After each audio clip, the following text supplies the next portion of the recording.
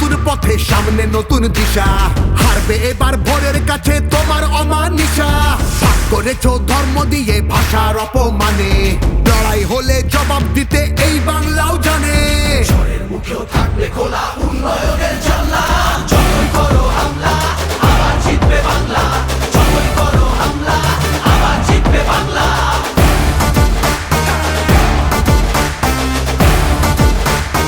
আবার জিতবে বাংলা।